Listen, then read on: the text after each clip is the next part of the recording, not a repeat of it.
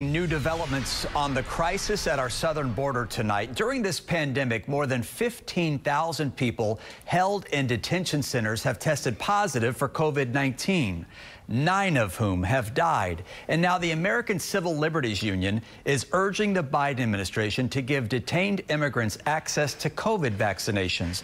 Now, according to the ACLU, as of May 5th, more than 2,700 detained immigrants have received at least one dose of the vaccine.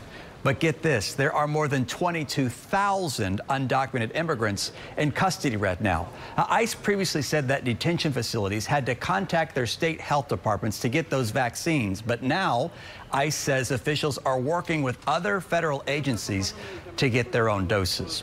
Now, another growing concern is the trafficking of drugs across the Texas border by Mexican drug cartels. And today, Governor Greg Abbott announced a new criminal offense for the manufacturing and distribution of fentanyl.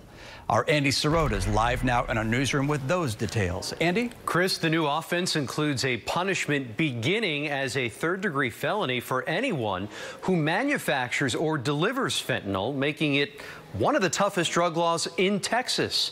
Governor Abbott called the smuggling of fentanyl across the southern border a crisis and is deploying 1,000 Texas DPS troopers and National Guard members. Part of the more than $1 billion approved by state lawmakers for border security will be used to help the Texas Department of Public Safety to expand its crackdown efforts on fentanyl at the border. Governor Abbott says in just the first 4 months of this year, Texas authorities seized more than 21 million lethal doses of fentanyl. To put that in context, that's more than enough fentanyl to kill every man, woman, and child in the state of New York. To combat the dangers, Abbott says it's imperative for parents, schools, and the community at large to get involved in protecting the teens and young adults who are being targeted. Young, unsuspecting Texans are buying drugs that are laced with fentanyl. They are buying a death sentence.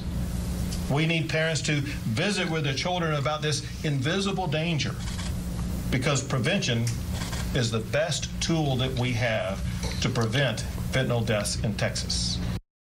Governor Abbott blames President Biden's border policies for the influx of drugs into Texas, saying that drug cartels are able to move drugs like fentanyl across the border more easily.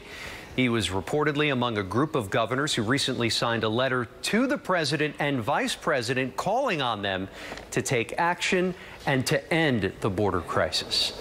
Live in the newsroom, Andy Sirota, KPRC 2 News.